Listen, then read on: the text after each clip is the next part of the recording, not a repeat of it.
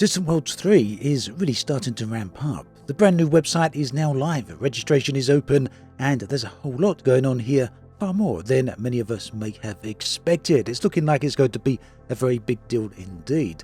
Also this week, Frontier's ongoing sale is still active, and if you're very quick, you still might catch it. It's available for another 24 hours or so as of this recording, ending on the 10th of July. Now, if you want to know a little bit more about Distant Worlds 3, it is a massive upcoming expedition, thousands of players likely to be involved, heading across the galaxy as a collective multiplayer group.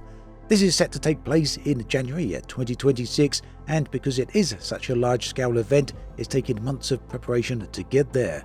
With that in mind, there is a website, you can sign up and register here, and much of the activities are going to be organised via this. And yes, this includes brand new missions that are going to be structured via this platform. Now, as you go through the registration process, you'll notice there's a load of conditions you need to accept. Some of these are understanding and acknowledging that the Distant Worlds expedition is going to take place on a private group. I guess you can go along in open group or open play, but that isn't primarily where it's taking place. They also request that you don't take a personal fleet carrier along, and we'll get into the reasons for that in just a moment. So once you've signed up, you can create your commander on the platform here. Each player, it looks like, each account can have 3 commanders, and each commander can take 6 ships. In case you're wondering how you can take so many ships, this will be done via the official Distant Worlds fleet carriers, of which there are 4.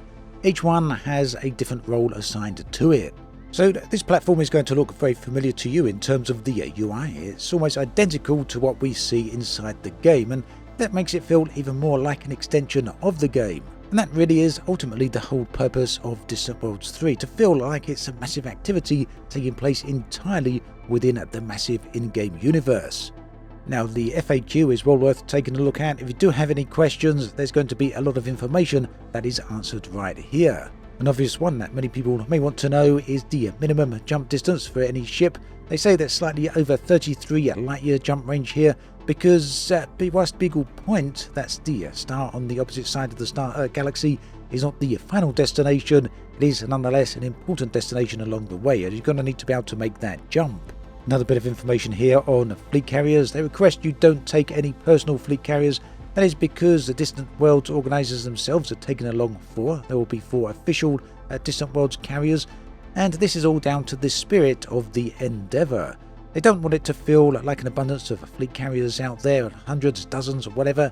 Instead, it needs to feel like a remote expedition to distant parts of space, and as such, yeah, I can totally understand where they're coming from with this. Also, the technical requirements for organising so many fleet carriers could also get a little bit overwhelming. Ultimately, I really do understand this because, well, 4 fleet carriers is far more than enough. Each on its own is the equivalent of a space station after all, a mobile one at that. And if we're being perfectly honest about it, this is far more than we had on both Distant Worlds 1 and Distant Worlds 2, where you really was out there in the depths of space and your own spaceship was the only thing you had. And, well, imagine what happened when your ship got destroyed. You found yourself all the way back home. At least that's not going to happen this time because you're going to respawn on a fleet carrier, at least hopefully. So yeah, this very fact alone is going to make this whole expedition very, very different to what we've seen before. Elsewhere, we've got a section called Meta Elite, and this is pretty interesting because the Distant Worlds 3 expedition is going to have a narrative tightly interwoven along with it. This is going to be an ongoing story that we can all explore as we go along on the expedition. There'll be text updates, story updates posted onto the website, and these will have narrative elements that people are going to have to get involved with and perhaps even decode. A story then in which we can all directly participate. Exciting stuff because, well, this is more than just flying around into the depths of space, isn't it?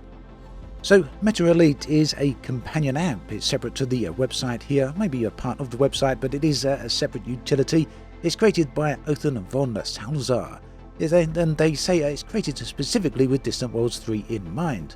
On the website here, it says that precisely, we now have, for the first time in Deep Space Event, the ability to integrate an interactive story directly into the expedition itself. Using Meta Elite, the narrative author will issue quests and special missions tied to the unfolding story. Clues and subtle hints will be hidden within the narrative text, and those who spot and decipher them will unlock secret Meta Elite tasks to complete. Now, as we scroll down here, we can get a little bit of insight as to how this will look and how it will work. The app itself is not currently available to the public. It's still in testing. We can see that up the top here. But here we've got a few screenshots on what we can expect. So information here such as the commander. But as we scroll down, we can see a campaign manager where you can accept certain missions. Meta lens initiation. We need to calibrate your meta lens to our main servers. Visit our headquarters in the system running man sector, and there's objectives. Drop out of super crews at Meta Elite headquarters. Wait for the technician to finish the job. So these, I do believe, at least this is my understanding, that they will somehow be tracked from the game into the companion app itself, and the companion app will then update with the results of your mission when you've achieved the specific objectives. Scrolling down further, we can see there's other missions, things such as deliver your share of the required materials.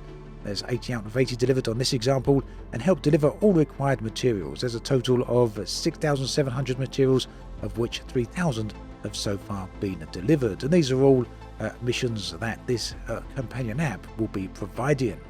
Very interesting stuff then, because this is going to make Distant Worlds very, very complex and deep event. And talking of events, another one that will be going on is the Earth 2 expedition, or the Search for Earth 2, to call it by its proper title. Now, looking at the text here, it says, in the aftermath of the Thargoid War, fears of renewed hostilities and potential collapse of human civilization within the bubble have driven a bold new directive. Influential financial consortiums and political factions deeply invested in the survival of humanity have commissioned a segment of the Distant Worlds 3 fleet to undertake a high-priority deep space exploration mission, and that is to locate a new planet that will be codenamed Earth 2.0 or Earth 2. The way this will work is that during the expedition, the players will fly out and search for Earth-like worlds. These will then be fed back into the Distant Worlds expedition, at which point they will all be categorized and given a score.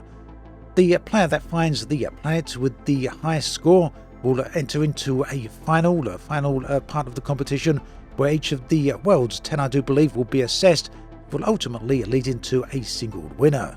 To explain that a little more clearly, each week participating explorers can submit their new Earth-like world discoveries via a dedicated form which captures key planetary statistics. These stats will be used to calculate an index of habitability, a scoring system that evaluates the suitability of each Earth-like world for long-term human habitation. Feedback will be provided to players based on submitted data, offering insight into the conditions of their discovered worlds. If multiple Earth-like worlds are found in a region, the highest scoring planet will be selected as that region's top candidate. Points will be awarded accordingly, and by the end of Distant Worlds 3, we will have 10 regional winners. It sounds like there's 10 different regions then, one from each surveyed zone.